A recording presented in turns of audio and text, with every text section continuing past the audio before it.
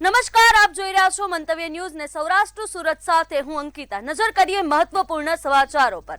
રાજકોટમાં બાબા વાગેશ્વર ધામના પંડિત ધીરેન્દ્ર કૃષ્ણ શાસ્ત્રીનું રાજકોટમાં ભવ્ય સ્વાગત કરવામાં આવ્યું હતું। રેસકોર્સ ગ્રાઉન્ડ ખાતે દિવ્ય દરબાર અને કથાનું આયોજન કરવામાં આવ્યું છે। તેમણે જણાવ્યું કે તેઓ હિન્દુ સંસ્કૃતિને મજબૂત બનાવવા માટે કામ કરી રહ્યા છે। જે લોકો તેમને પડકાર આપે છે તેમને જવાબ આપવા માટે તેઓ તૈયાર છે। તેમજ યુવાનોને સનાતન ધર્મ માટે આગળ આવવા માટે અપીલ કરી હતી।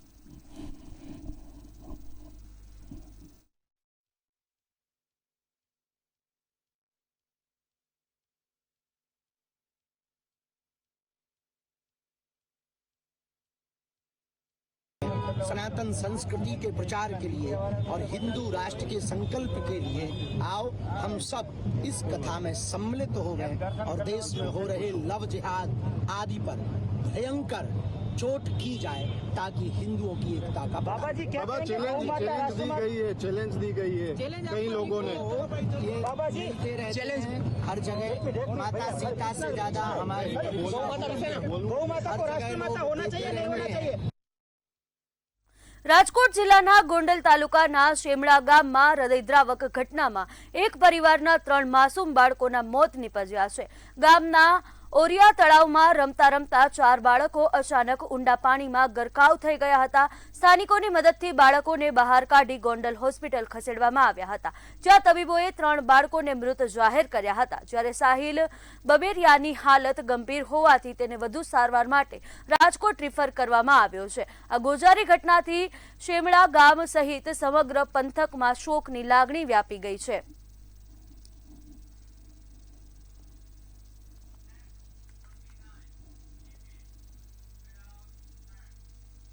રાજકોટ મહાનગરપાલિકાની સ્ટેન્ડિંગ કમિટીની બેઠકમાં વિકાસ કાર્યો અને ખર્ચ નિયંત્રણને ધ્યાનમાં રાખીને મહત્વપૂર્ણ નિર્ણયો લેવામાં આવ્યા છે। બેઠકમાં રજૂ થયેલ 24 દરખાસ્તોમાંથી 21 દરખાસ્તોને મંજૂર કરવામાં આવી છે, જ્યારે કુલ 89.36 કરોડ રૂપિયાની દરખાસ્તોમાંથી અંદાજે 87 કરોડ રૂપિયાના વિકાસ કાર્યોને લીલી ઝંડી આપવામાં આવી છે।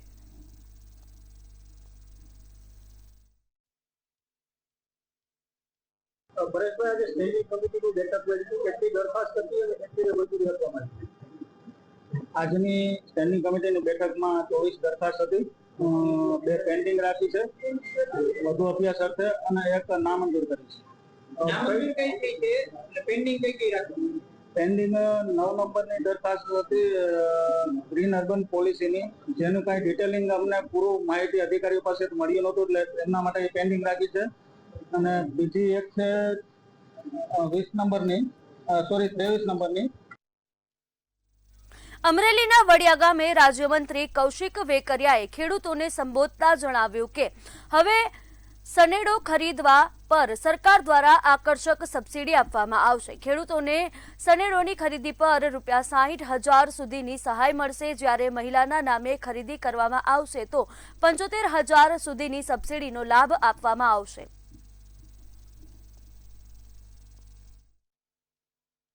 દરેક ખેડૂતો આજે સનેડાનો ખૂબ સારી રીતે ઉપયોગ કરી રહ્યા છે।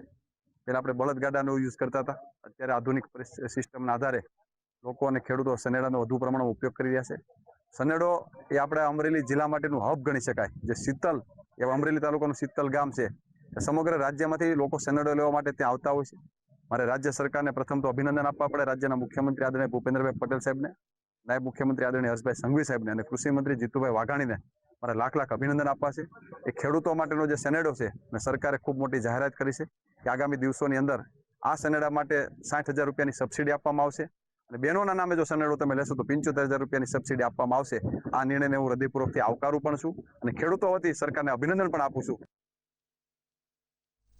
રેલવે દ્વારા માર્ગ બંધ કરાતા ભચાઉ તાલુકાના વૌધ છાડવારા વિસ્તારના ખેડૂતોને ભારે મુશ્કેલીનો સામનો કરવો પડી રહ્યો છે। રેલવે દ્વારા માર્ગો પર રેલિંગ લગાવવામાં આવતા ખેતીની જમીન સુધી પહોંચવું મુશ્કેલ બન્યું છે, જેના કારણે ખેતીના કામકાજ પર સીધી અસર પડી રહી છે। ખેડૂતોએ રેલવે એરિયા વિભાગને રજૂઆત કરી માર્ગની સમસ્યાનું તાત્કાલિક નિરાકરણ લાવવા માંગ કરી છે। સાથે જ રેલવે માટે કાપવામાં આવેલી જમીનનું યોગ્ય વળતર ચૂકવવાની પણ માંગણી કરવામાં આવી છે। ખેડૂતોનું કહેવું છે કે રેલવે દ્વારા માર્ગો પર પુલ અથવા ફાટકની વ્યવસ્થા કરવામાં આવે જેથી અવરજવર સરળ બની રહે. અમારી રજૂઆત વોંધ ગામે નવ માર્ગ છે સીમમાં આવવા જવાના. નવ માર્ગ ઉપર 3 ફાટક અત્યારે ચાલુ છે. બાકી જે કાયદેસરના માર્ગ સીમમાં જવાના ખેડૂતના જવાના માર્ગ બંધ કર્યા રેલવે, એની અમે રજૂઆત ગાંધીધામ કરેલી છે અને અત્યારે એસડી સાહેબને કરેલી છે. આ માર્ગ ખોલા થાય એ બધા ખેડૂતોની માંગ છે. અમારી રજૂઆત છે કે બધા ખેડૂત ક્ષેત્રના માર્ગો બધા બંધ કરી દેવામાં આવ્યા છે અને ફાટક 2 ફાટકે બંધ કરી દેવામાં આવ્યા છે કે ખેડૂતોની 5 થી 6 હજાર એકર જમીન વવાય એમ નથી. તો આજે અમે એરિયા મેનેજર ગાંધીધામને રજૂઆત કરી તો 7 દિવસનો ટાઈમ આપેલ છે. 7 દિવસમાં નહીં થાય તો આગળ અમે રજૂઆત કરશું. શું મુદ્દાઓ છે તમારા ખાસ કરીને મુદ્દો અમારો રેલવેના મતલબ માર્ગો બધા ખુલ્લા કરવામાં આવે, રેલવેથી માર્ગ આપવામાં આવે અને બીજું આ ખેડૂતની જે જમીન ગઈ હોય એની વળતર ચૂકવવામાં આવે.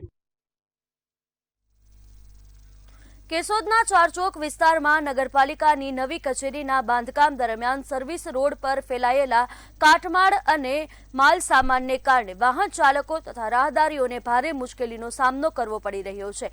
નગરપાલિકાની જૂની દુકાનો અને ઓફિસો તોડ્યા બાદ કાટમાળ સમયસર હટાવવામાં ન આવતા તે સર્વિસ રોડ સુધી ફેલાઈ ગયો હોવાનું સ્થાનિકોનું કહેવું છે. કેશોદ શહેરના ચારચોક વિસ્તારની અંદર આવેલ અંડરબ્રિજની બાજુમાં નગરપાલિકા કચેરીનું બાંધકામનું કામ શરૂ હોય ત્યારે આગળ વેપારીઓની દુકાનો પણ પાડી અને તેને પણ જર્જરિત હાલતમાં હોય, જેથી નવી બનાવવા માટેનું કામ ચાલી રહ્યું છે. ત્યારે જે દુકાનો પાડવામાં આવેલી છે, દુકાનોનો ઈમલો છે એ ઢસડાઈ અને સર્વિસ રોડ ઉપર આવતો હોય, જેથી સર્વિસ રોડ ઉપર પસાર થતા વાહનો અને રાહદારીઓને ભારે મુશ્કેલી થતી હોય. જે અંગે અમે નગરપાલિકાની લેખિતમાં ફરિયાદ કરી અને તાત્કાલિક ધોરણે આ ઈમલો છે રોડ ઉપરથી દૂર કરવામાં આવે તેવી માગણી કરેલ છે.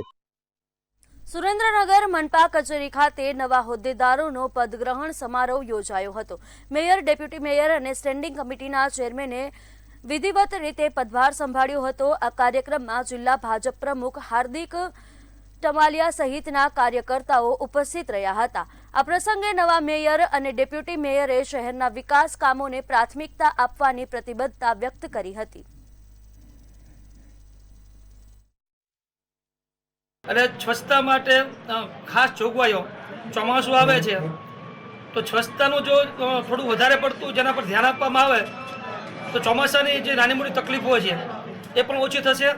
અને એના માટે ટૂંક જ સમયમાં અમે તંત્ર લેવલે મહાનગરમાં તે ઘણા બધા ફેરફાર કરવા જઈ રહ્યા છીએ. અને સુરેન્દ્રનગર મહાનગરપાલિકા દ્વારા મારી જે ડેપ્યુટી મેયર તરીકેની નિમણૂક થઈ છે એને પૂરી નિષ્ઠાથી નિભાવીશ. ક્યાંય પણ મારા સુરેન્દ્રનગરના રહેવાસીઓને કોઈ ઉણપ નહીં આવવા દઉં. કોઈ પણ નાનામાં નાનો માણસ ક્યારેય હેરાન નહીં થાય એની ખાતરી આપું છું. ખાસ કરીને અત્યારે ફોકસ એક જ બાબત ઉપર છે કે સુરેન્દ્રનગરને સ્વચ્છ બનાવવું છે, સારું બનાવવું છે અને સુંદર બનાવવું છે. ભાવનગર મનપા કચેરી ખાતે કોંગ્રેસ સમિતિ દ્વારા હલ્લાબોલ કરવામાં આવ્યો હતો.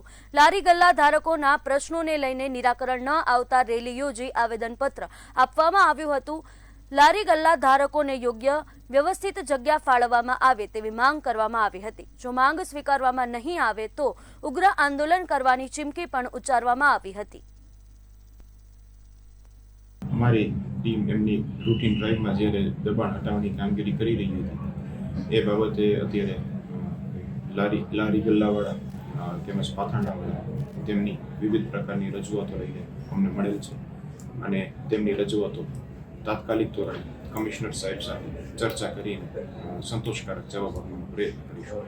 જો આવી રીતે એ લોકોમાં હિંમત હોય તો એવા ઘણા જગ્યાએ દબાણો છે, એ દબાણો કેમ હટાવવા જઈ શકતા નથી? અને ગરીબ માણસ જ એને દેખાય છે, ગરીબ ઉપર અત્યાચાર કરવાનું દેખાય છે. આ અત્યાચાર અમે સહન નહીં કરીએ. જો ભાવનગર મહાનગરપાલિકા એવું સમજતી હોય કે આ ગરીબ નાના મધ્યમ વેપારી સાથે કોઈ નથી તો એ સમજવાની ભૂલ એમને ભારે પડશે. કોંગ્રેસ પક્ષ એમની સાથે અડીખમ રીતે ઉભું રહેશે. આ તો એક ખાલી અત્યારે રજૂઆત છે. જો એમને ન્યાય નહીં મળે તો આનાથી પણ વધારે ઉગ્ર આંદોલન કરવાની અમારી તૈયારી છે. વેરાવળના ઇણાજ સ્થિત તટરક્ષક દળ રેસિડેન્ટિયલ કોમ્પ્લેક્સ ખાતે વિશ્વ પર્યાવરણ દિવસ અને વડાપ્રધાન નરેન્દ્ર મોદીના સુશાસનના 12 વર્ષ પૂર્ણ થવાના અવસરે ભવ્ય વૃક્ષારોપણ કાર્યક્રમ યોજાયો હતો. કાર્યક્રમમાં સાંસદ રાજેશ ચુડાસમા, ધારાસભ્ય ભગવાન બારડ, જિલ્લા પંચાયત પ્રમુખ દ્વારકાદાસ દામોડિયા સહિતના મહાનુભાવો, અધિકારીઓ અને કર્મચારીઓએ ભાગ લીધો હતો.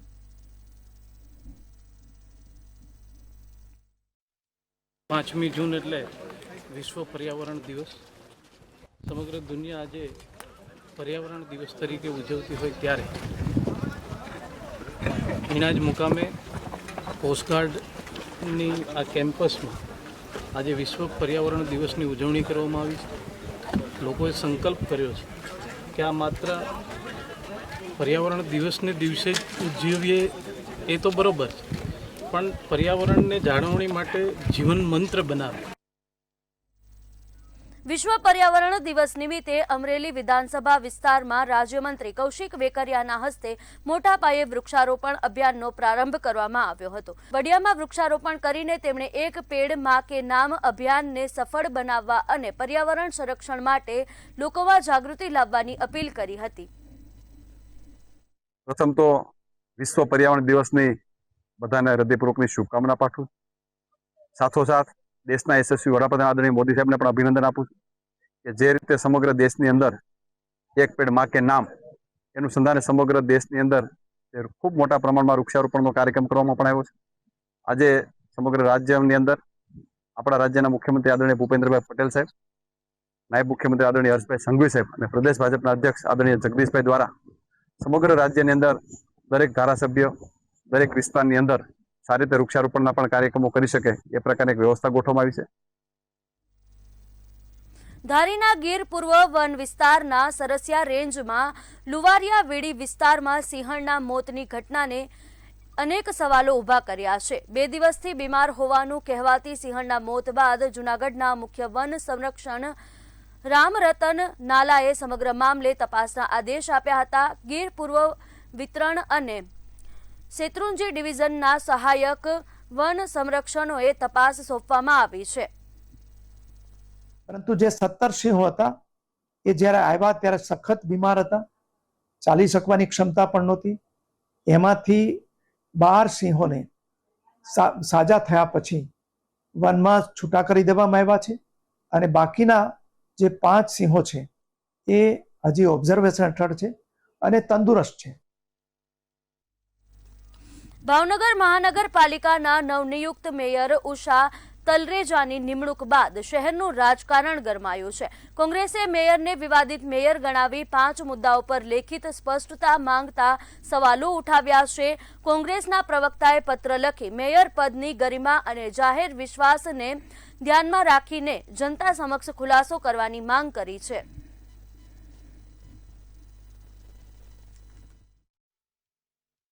સૌથી પહેલો તો એવો પ્રશ્ન છે કે જ્યારે મેયરે કોર્પોરેટર તરીકે ઉમેદવારી કરી ત્યારે જ કોંગ્રેસ પક્ષે વાંધો લીધો હતો કે ભાઈ એમને 2 કરતાં વધુ સંતાનો છે, કાયદાની જોગવાઈ મુજબ 2 કરતાં વધુ સંતાનો હોય એ ચૂંટણી ન લડી શકે. તેઓ વાંધો રજૂ કર્યો હોવા છતાં જે તે વખતના ચૂંટણી અધિકારીએ કોઈ પણ લીગલ માઇન્ડ એપ્લાય કર્યા વગર એ વાંધો ગ્રાહ્ય રાખ્યો નહોતો અને ઉમેદવારને ઉમેદવારી કરવા દેવામાં આવી હતી. ત્યારબાદ તેઓ વિજેતા જાહેર થયા અને થોડા દિવસ પહેલા જે મેયરની ચૂંટણી હતી તેમાં પણ તેઓ મેયરની ઉમેદવારી તરીકે ફોર્મ ભર્યું ત્યારે તે કોંગ્રેસ પક્ષના સભ્ય દ્વારા એનો વાંધો લેવામાં આવ્યો હતો. પણ આ બાબતે હજુ સુધી કોઈ પણ પત્ર વ્યવહાર કે રજૂઆત અમારા વંચાણે આવેલ નથી. જો કોઈ આવશે તો એના માટે શું તૈયારી છે ત્યારે અમે જોઈ લેશું. બોટાદના ગઢડાના રેફરલ હોસ્પિટલમાં ખરાબ એમ્બ્યુલન્સના કારણે દર્દીઓની સુરક્ષા સામે સવાલો ઊભા થયા છે. 76 ગામોને આરોગ્ય સેવા માટે હોસ્પિટલને નવી ALS સુવિધાયુક્ત એમ્બ્યુલન્સ ફાળવવાની સ્થાનિકોએ સરકાર સમક્ષ માંગ કરી છે. ગંભીર દર્દીઓને રિફર કરવામાં હાલ મુશ્કેલીઓનો સામનો કરવો પડી રહ્યો છે. આપણી જોડે એક ફોર્સની એમ્બ્યુલન્સ છે. આપણે 2015નો મોડલ છે. તો અત્યારે આશરે 11 વર્ષ થયા છે અને 2,05,000 જેટલા કિલોમીટર અત્યારે ચાલ્યો છે. તો નવા એમ્બ્યુલન્સના બાબતે એવું કહેવું છે કે અત્યારે જેમ એનો ક્રાઇટેરિયા હોય છે સરકારશ્રીનો કે કાં તો તમારે 15 વર્ષ પૂરા થવા જોઈએ એમ્બ્યુલન્સના, કાં તો 2.5 લાખ કિલોમીટર ચાલી જવું જોઈએ. તો જેમ જ આપણે 2.5 લાખ કિલોમીટર થાય કે કોઈ ક્રાઇટેરિયા ફૂલફિલ થાય તો એના મુજબ આપણે નવાની માંગણી કરીશું. અત્યારે જે એમ્બ્યુલન્સ છે એ પેશન્ટને લઈ અને બહારના સિટીમાં કે નજીકના દવાખાનાની કામગીરી શરૂ છે? જી સર, અત્યારે એવું છે કે કોઈને પણ પેશન્ટને રિફર કરવાનું હોય આપણે નજીક આપણે ડિસ્ટ્રિક્ટ હોસ્પિટલ છે બોટાદ સોનાવાલા, કાં તો આપણે ભાવનગર સર્ટીમાં ક્યાંય બી રિફર કરવાનું હોય તો પેશન્ટને વ્યવસ્થિત આપણે રિફર કરવામાં આવે છે. જે ગઢડા રેફરલ હોસ્પિટલ છે, આ ગઢડા શહેર પણ મોટું આવેલું છે અને એના બોટાદ જિલ્લાનો મોટો તાલુકો છે અને 73 ગામ પણ અહીંયા આવેલા છે. એટલે દર્દીઓ અહીંયા રેફરલમાં અવારનવાર એમના આવતા જતા હોય છે, પણ અહીંયાથી જ્યારે રિફર કરવામાં આવે બહાર દર્દીને ત્યારે આ એમ્બ્યુલન્સ હાવ ખખડધડ હાલતમાં છે. છેલ્લા 10-15 વર્ષથી એકની એક એમ્બ્યુલન્સ એમના તળિયે હાવ તૂટી ગયું છે, અંદર કોઈ સુવિધા રહી નથી અને બહાર ક્યાંય મોટા શહેરમાં જવું હોય દર્દીને તો પ્રાઇવેટ વાહન કરી અને જવું પડે છે. તો અત્યારે શું છે કે આવડો મોટો તાલુકો અને દર્દીઓ અહીં આવતા હોય ત્યારે અહીંયા ગઢડાને એક સારી એમ્બ્યુલન્સ સાંસદની ગ્રાન્ટમાંથી આવે અથવા ધારાસભ્યની ગ્રાન્ટમાંથી આવે એવી અમારી માંગ છે, જેથી કરીને નવી એમ્બ્યુલન્સ આવે તો એની અંદર આધુનિક સુવિધાઓ હોય જેથી કરીને લોકોને પણ તેનો લાભ મળી શકે. જૂનાગઢના વંથલીમાં ગેરકાયદે રેતી પરિવહન સામે ખાણ ખનીજ વિભાગે મોટી કાર્યવાહી હાથ ધરી છે. રોયલ્ટી પાસ વિના રેતીનું પરિવહન કરતા 9 ટ્રક અને 1 લોડરને સીઝ કરવામાં આવ્યા છે. આ કાર્યવાહી દરમિયાન અંદાજિત ₹3.5 કરોડનો મુદ્દા માલ જપ્ત કરવામાં આવ્યો હતો. સીઝ કરાયેલા તમામ વાહનો વંથલી પોલીસ સ્ટેશન ખાતે કસ્ટડીમાં રાખવામાં આવ્યા છે. ઉલ્લેખનીય છે કે અગાઉ સાંતલપુરના ગ્રામજનોએ રેતી ચોરીના મુદ્દે વિરોધ નોંધાવ્યો હતો. ત્યારબાદ ખાણ ખનીજ વિભાગ દ્વારા કરવામાં આવેલ આ કાર્યવાહીથી ખનીજ ચોરોમાં ફફડાટ ફેલાયો છે. બાતમી મળી હતી કે અહીંયાથી રેતીની હેરાફેરી થાય છે અને જેમાં કોઈ પાસ પરમિટના નથી હોતા. અમારી ટીમ રેન્ડમલી ચેકિંગમાં નીકળી હતી. એના ભાગરૂપે બપોરના ટાઈમની અંદર એસડીએમ સાહેબે 2 ગાડીઓ રોકાઈ હતી. એ ગાડીઓ સીઝ કરીને આપણે મૂકી દીધી. બીજી અહીંયા 7 ગાડીઓ છે જે બધી ઓવરલોડ ભરેલી છે, રેતી ભરેલી છે અને જેમાં કોઈ જ પાસ પરમિટ હજી સુધી એમની પાસેથી કોઈ જ કબજે થયા નથી.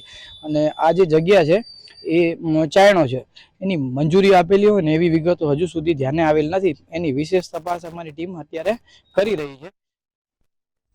આગળ સુરતથી સમાચાર સામે આવી રહ્યા છે, જ્યાં સુરતમાં વિદ્યાર્થી દેવ પટેલની મહેનત છે તે રંગ લાવી છે. સુરતથી આ સમાચાર છે, જ્યાં વિદ્યાર્થી દેવ પટેલની મહેનત છે તે રંગ લાવી છે. સુરતમાં વિદ્યાર્થીની મહેનત રંગ લાવી છે. પેન્સિલથી બનાવેલ પીએમ મોદીનું ચિત્ર વડાપ્રધાન સુધી પહોંચ્યું છે. દેવ પટેલની કલાને મોટું સન્માન મળ્યું છે. દેવ પટેલની મહેનત છે તે રંગ લાવી છે. સુરતથી આ સમાચાર છે. પીએમ મોદીએ પેઇન્ટિંગને સ્વીકાર્યું છે. પેન્સિલથી તેણે પેઇન્ટિંગ કર્યું હતું. ધોરણ 12ના વિદ્યાર્થીની અનોખી કલાએ ઇતિહાસ સર્જ્યો છે. તો સુરતથી આ સમાચાર છે, જ્યાં વિદ્યાર્થી દેવ પટેલની મહેનત છે તે રંગ લાવી છે. કોરોના પ્રેરણાથી શરૂ થયેલ સફર આજે સફળતાના શિખરે પહોંચી છે. પેન્સિલથી બનાવેલું પીએમ મોદીનું ચિત્ર વડાપ્રધાન સુધી પહોંચ્યું છે.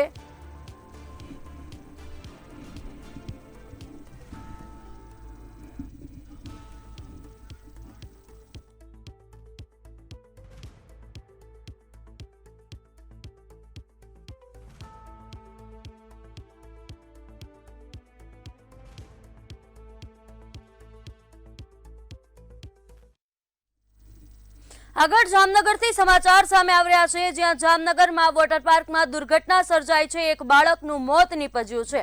જામનગરથી સમાચાર સામે આવી રહ્યા છે, જ્યાં વોટર પાર્કમાં ડૂબી જવાથી બાળકનું મોત નીપજ્યું છે. 7 વર્ષના બાળકનું ડૂબી જવાથી કમકમાટી ભર્યું મોત નીપજ્યું છે. જામનગરની આ સમગ્ર ઘટના છે. હર્ષ પરમાર નામના બાળકનું ડૂબી જવાથી મૃત્યુ થયું છે. વોટર પાર્કમાં બાળક ડૂબતા તેનું મોત થયું છે. બાળકના મૃતદેહને પોસ્ટમોર્ટમ અર્થે ખસેડવામાં આવ્યો છે.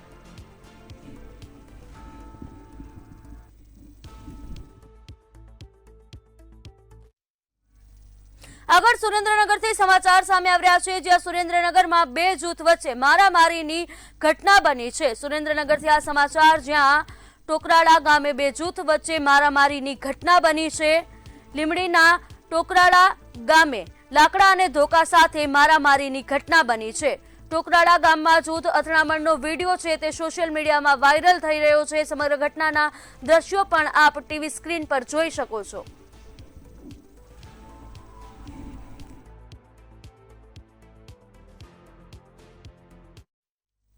કચ્છથી સમાચાર સામે આવી રહ્યા છે, જ્યાં કચ્છમાં પીવાના પાણીની સમસ્યાથી લોકોમાં રોષ જોવા મળ્યો છે.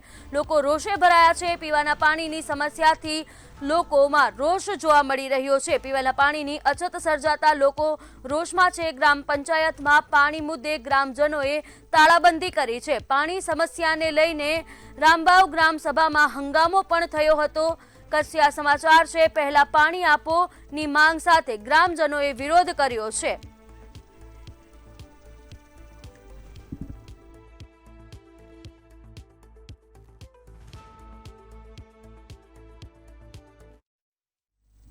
સુરતમાંથી રાજસ્થાનથી જેલમાંથી પેરોલ જમ્પ કરનાર અને 20થી વધુ કાર ચોરીના ગુનાઓમાં સંડોવાયેલ મુખ્ય આરોપી તથા તેના સાગરીત ફિરોઝ ઝડપાયા છે. પોલીસ તપાસમાં સામે આવ્યું છે કે મુખ્ય આરોપીએ વર્ષ 2016માં પણ આ જ મહિલાનું અપહરણ કર્યું હતું, જેમાં તેને 20 વર્ષની જેલ સજા ફટકારવામાં આવી હતી. જેલમાંથી પેરોલ પર મુક્ત થયા બાદ આરોપીએ ફરી તે જ મહિલાનું અપહરણ કર્યું હતું. આરોપી મહારાષ્ટ્રથી ગુજરાતમાં પ્રવેશતા જ સુરતના વરાછા વિસ્તારમાંથી ઝડપાયો હતો. હાલ પોલીસે બંને આરોપીઓને વધુ તપાસ માટે કાયદેસરની કાર્યવાહી હાથ ધરી અને સાબરમતી પોલીસને સોંપી દીધા છે.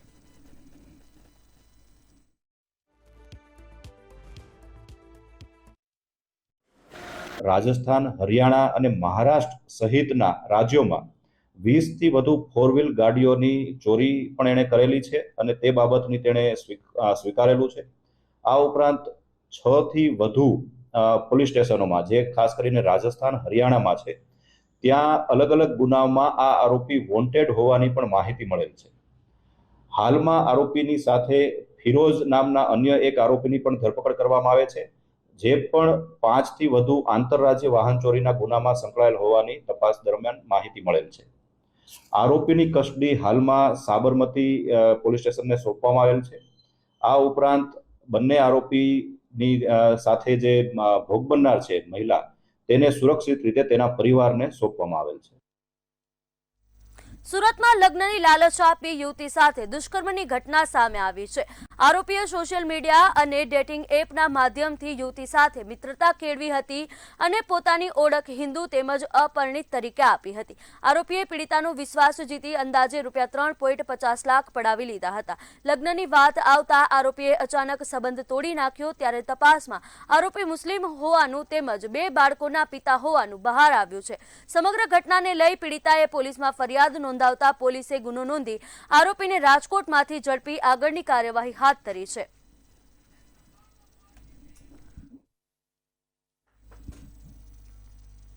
જૂનાગઢ જિલ્લાના માંગરોળ પંથકમાંથી એક ચોંકાવનારો વિડીયો સોશિયલ મીડિયા પર વાયરલ થતા ભારે ચર્ચા જાગી છે. આ વિડીયોમાં એક વ્યક્તિ રૂમમાં બંધ કરીને નિર્દયતાપૂર્વક મારવા આવતો હોવાનું જોવા મળી રહ્યું છે. આ ઘટના માંગરોળ બંદર વિસ્તારની હોવાનું કહેવામાં આવી રહ્યું છે. વિડીયોના કારણે સ્થાનિક સ્તરે આક્રોશ ફેલાયો છે. જાહેરમાં તાલિબાની સજા સામે કડક કાર્યવાહી થવી જોઈએ તેવી માંગ ઉઠવા લાગી છે. જો કે આ વાયરલ વિડીયોની મંતવ્ય ન્યૂઝ પુષ્ટિ કરતું નથી.